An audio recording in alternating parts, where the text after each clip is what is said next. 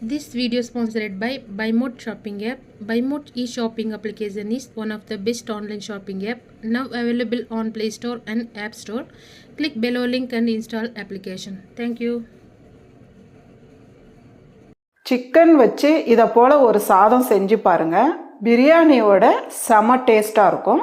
இந்த சாதம் நம்ம ஒரே கடாயில் செஞ்சு முடிச்சிடலாம். வேலை ரொம்ப ஈஸியாக முடியும். அதே போல் பிரியாணியோட டேஸ்ட்டும் நமக்கு கிடைக்கும். இப்போ ரொம்ப ஈஸியாக எப்படி செய்யுதுன்னு பார்க்கலாம். இப்போ ஒரு பேன் வச்சுக்கலாமா. பேன் சூடானதும் இப்போ இதுக்கு தேவையான மசாலா ரெடி பண்ணிக்கலாம். 1.5 டேபிள் ஸ்பூன் அளவுக்கு மிளகு சேர்த்துடலாம். ஒரு 6 கிராம்பு, ஒரு அன்னாச்சி பூ, 2 துண்டு பட்டை, 1 டீஸ்பூன் அளவுக்கு ஜீரகம் சேர்த்துடலாம். இதெல்லாம் சேர்த்து நல்லா ஒரு பொன்னிறமாக வறுத்து எடுத்துக்கலாம். இந்த அளவுக்கு வரப்பட்டு வந்ததும் ஸ்டவ் ஆஃப் பண்ணிவிட்டு இதை நல்லா ஆற வச்சு பவுட்ரு பண்ணி எடுத்துக்கலாம். இப்போ ஒரு கடாய் வச்சுக்கலாம். கடாய் சூடானதும் அதில் ஒரு 3 டேபிள் ஸ்பூன் அளவுக்கு எண்ணெய் சேர்த்துடலாம். எண்ணெய் சூடானதும் ஒரு பிரியாணி இலை, 3 காஞ்ச மிளகாய் 2ஆக கட் பண்ணி வச்சுருக்கேன், இது சேர்த்துக்கலாம். கூடவே 2 ஏலக்காய். காஞ்ச மிளகாய் வந்து நல்லா செவந்து வரட்டும். காஞ்ச மிளகாய் இந்த அளவுக்கு செவந்து வந்ததும் இது கூடவே 1 கப் அளவுக்கு பொடியை நறுக்கின வெங்காயம், அதாவது இது பெரிய சைஸ் வெங்காயம் 4 வெங்காயம் எடுத்துருக்கேன். வெங்காயம் சேர்த்து ஃபஸ்ட்டு நல்லா வதக்கிடுங்க. அதே போல் வெங்காயம் வந்து நல்லா பொடியை நறுக்கிடுங்க. கூடவே கருவேப்பிலை சேர்த்துக்கலாம். இந்த அளவுக்கு வெங்காயம் வதங்கி வர டைமில் கூடவே 3 தக்காளி பொடியை நறுக்கியிருக்கேன், இதை சேர்த்துக்கலாம். 3 பச்சை மிளகா 4ஆக கட் பண்ணது, இதையும் சேர்த்துக்கலாம்.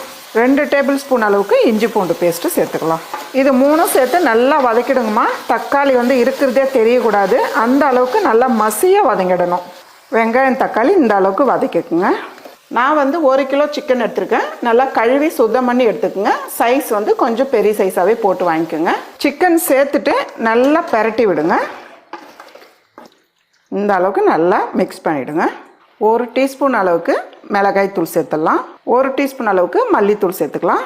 கொஞ்சமாக மஞ்சத்தூள், கூடவே தேவையான அளவு உப்பு சேர்த்துடலாம். ஏற்கனவே கொஞ்சம் சேர்த்துருக்கோம், பார்த்து சேர்த்துக்குங்க. மசாலா சேர்த்துட்டு நல்லா கலந்து விட்டுருங்க. ஒரு 2 நிமிஷத்துக்கு இந்த அளவுக்கு நல்லா கலந்துருங்க. கலந்துட்டு அப்படியே ஒரு 2 நிமிஷம் மூடி வைங்க, தண்ணி சேர்க்காமலே. 2 நிமிஷம் ஆயிருக்கு, நம்ம பார்க்கலாம். பாருங்கள், சிக்கனில் வந்து தண்ணி நிறைய வருது பாருங்கள். அதனால தான் வந்து நம்ம ஸ்டார்டிங்லேயே தண்ணி சேர்த்துட்டோமா அதிகமாக தண்ணி ஆகிடும். இப்போ வந்து சிக்கனில் இந்த அளவுக்கு தண்ணி இருக்குது. அதே போல் 2 நிமிஷம் நல்லா அப்படியே வெந்ததுனால சிக்கன் வந்து நல்லா ஜூஸியாக இருக்கும், சாஃப்டாக இருக்கும். இது கூடவே நம்ம அரைச்சி வச்சுருக்க மசாலா இந்த அளவுக்கு அரைச்சி எடுத்துக்கோங்க. சேர்த்துட்டு நல்லா கலந்து விட்டுருங்க. இந்த மசாலா சேர்த்த உடனே நல்லா மசாலா வாசனை கமன்னு வருது பாருங்கள். இந்த அளவுக்கு நல்லா கலந்துட்டு ஒரு 1/2 கப் அளவுக்கு தண்ணி சேர்த்தா போதும், அதிகம் தண்ணி தேவையில்லை. தண்ணி சேர்த்துட்டு நல்லா கலந்துருங்க. இப்போ வந்து ஒரு 10 நிமிஷத்துக்கு நம்ம மூடி வச்சிடலாம். நடுவில் எடுத்து கிளறி விடுங்க. 10 நிமிஷம் ஆயிருக்கு, நம்ம பார்க்கலாம். நடுவில் எடுத்து கிளறி விடணும், அப்படியே விடக்கூடாது.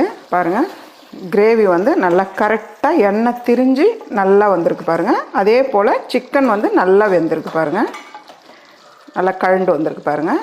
நீங்கள் வந்து ரைஸ் போட்டு கிளறதுக்கு முன்னே கொஞ்சம் கிரேவி எடுத்து வச்சுடுங்க. சப்போஸ் வந்து கிரேவி அதிகமாக இருந்ததுன்னா நீங்கள் ரைஸ் இன்னும் கொஞ்சம் சேர்த்து பிசைஞ்சிக்கலாம். நான் வந்து பாஸ்மதி ரைஸ் எடுத்து நல்லா உதிரியாக வடித்து வச்சுருக்கேன்.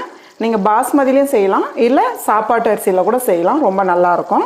ஆனால் வடிக்கிறது மட்டும் நல்லா உதிரியாக வடித்து எடுத்து வச்சுக்கோங்க. இது வந்து கொஞ்சம் கொஞ்சமாக சேர்த்துருங்க.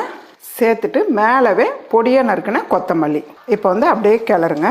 இந்த போல் பட்டை கரண்டியாக வச்சுக்கணும், குழி கரண்டியாக இருக்கக்கூடாது. குழி கரண்டியாக இருந்தால் ரைஸ் வந்து உடையும். நீங்கள் ஜல்லி கரண்டியாக இருந்தால் கூட பட்டையாக எடுத்துக்கோங்க. பாருங்கள், குழம்பு வந்து அதிகமாக தான் இருக்குது, இன்னும் கொஞ்சம் ரைஸ் சேர்த்துக்கலாம். உங்களுக்கு தேவைப்பட்டால் இது கூடவே கொஞ்சமாக நெய் சேர்த்து கிளறுங்க, அதோட டேஸ்ட்டு இன்னும் ரொம்ப நல்லாயிருக்கும்.